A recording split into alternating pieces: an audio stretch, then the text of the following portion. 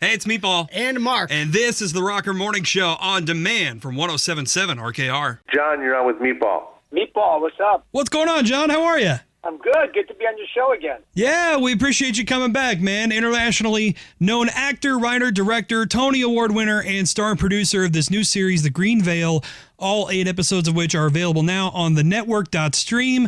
Welcome again, John Leguizamo, to the Rocker Morning Show. Thank you for having me, brother. And I want to let the audience know that it's free. And if you're like me, you love everything free. This is free, no credit cards needed. You just have to watch a few ads, but that's how you pay for it. Hey, yeah, listen, free, you're talking my language now because I work in radio, and, you know, people that make radio money understand free very well. So I've heard, my brother, so I've heard. Well, first of all, congrats on this is your first starring role in a TV series, correct? Yes, I've done very few TV series, and this is the first time that I'm the lead. I found a role that I really could get behind. This is based on historical fact, but the piece is historical fiction. The writer-creator read that in the 1950s, the U.S. government was involved in coming up with excuses to take Native American children from their families and put them up for adoption. Wow. So that they couldn't inherit the land and they could give it to oil companies and other corporations. Is this a story that kind of landed in a project rather that kind of landed in your lap, or is this something you pursued? How did you find this particular storyline to work with? And you produced the series as well, correct? Yes. Aaron Rappaport, the creator, is a good friend of mine. He directed Latin History for Morons for Netflix.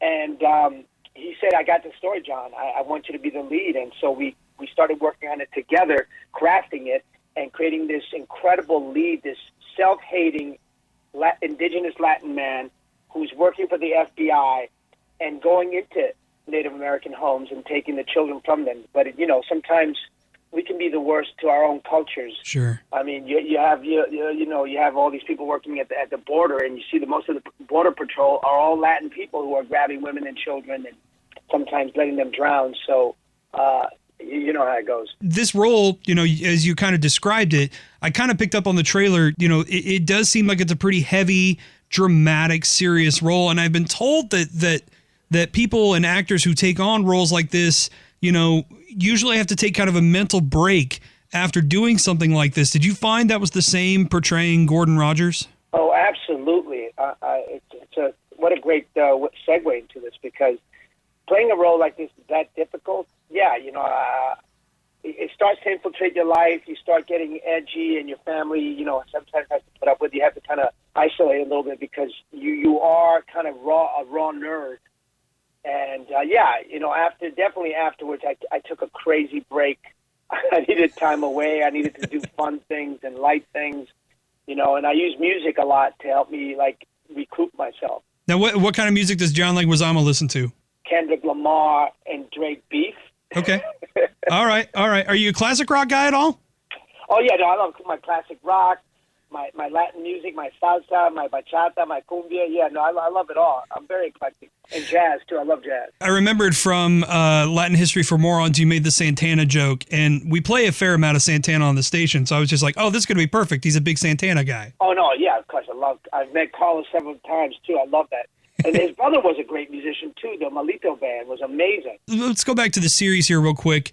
You know, you mentioned Aaron Rappaport that you got to work with on this. He, as you mentioned, also did Latin History for Morons with you for Netflix. How did you guys get connected? Yeah. Like, were you friends before, or how did you kind of make that connection with each other? Well, you know, in Hollywood, it's kind of interesting. You know a friend who knows a friend. So I was friends with Frank Grillo, the great actor, and he was the lead of this this movie that Aaron had just written and was directing. And he said, dude, you got to come along. We're going to have a great time. You're going to love the script. You're going to love this director. And I went on set, and I had an amazing time with Aaron. I found him incredibly brilliant. He was the director, producer, writer, camera operator. I was like, this kid is unbelievable.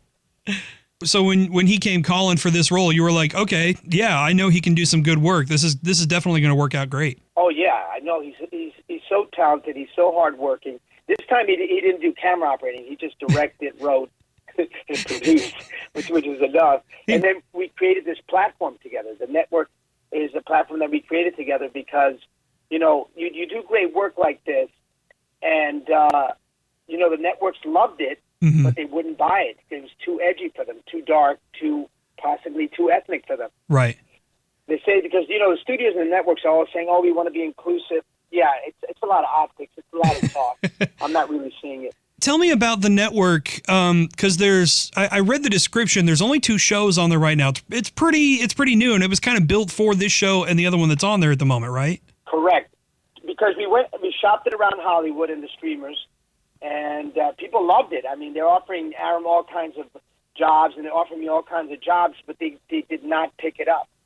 And so Aram and I created this platform, and we start with 2 unique shows every quarter. Mm-hmm. So the next quarter is coming up, and we'll have 2 new series. And right now you have a Steve Coogan series with John C. Reilly, Paul Rudd. It's really funny. It's a comedy, though. It's something to cleanse the palate. Once it gets too heavy on the Green Veil, you can flip over to that one and just kind of, like you said, cleanse the palate a little bit and get a refresher. Right, because this show is dark, man. There's a lot of violence, inappropriate sexuality. There's a lot going on. But it's important to tell, stories accurately. And like you said, this is kind of based on some real things that happened. And, you have portrayed, so many different people now in Hollywood. You've been around for quite a while. And I have to say, everybody in the building is very jealous that I get to talk to you right now. Because I mentioned about 30 minutes before this interview that I was talking with you, and we started discussing some of our favorite films that you were in. The Pest came up a lot. Spawn came up a little bit too. Yeah. The Pest is interesting because, I thought it was going to be my Jim Carrey breakout role, and it didn't do so well at the box office, but it became a huge cult classic that Sony Pictures called me up and said, "Hey, do you want to do a Pest 2?" But I had already aged out. But it is, you do have these films like that. And honestly, I'm not even going to call it a guilty pleasure. The Super Mario Brothers movies you did with the late Bob Hoskins, you have all these incredible character roles that you've done over your career. But I hesitate to call you a character actor. Do you describe yourself that way? How do you perceive yourself in Hollywood like that? Yeah, I don't perceive myself as a character actor. I'm an artist. I see myself as an artist. That's who I am. Not as an entertainer. I'm trying to make a difference, and I try to do things that change the world, change me as well. Yeah. That's what I pursue, and that's what I'm after. I did when I did Encanto, which is a voice acting, but I felt that animated movie was going to change things in the world, and I felt like it did great good. It was such a huge, massive hit for Disney, but it was all Latinx, Colombian storytelling. It showed kids all the skin types in the Latin culture, all the hair types. It celebrated our indigenous, our Afro-Latinidad. It was a powerful piece. That's what I choose. I choose things that are going to make a difference somehow. Yeah, you're very vocal about kind of the Latinx and Latin community in Hollywood and acting.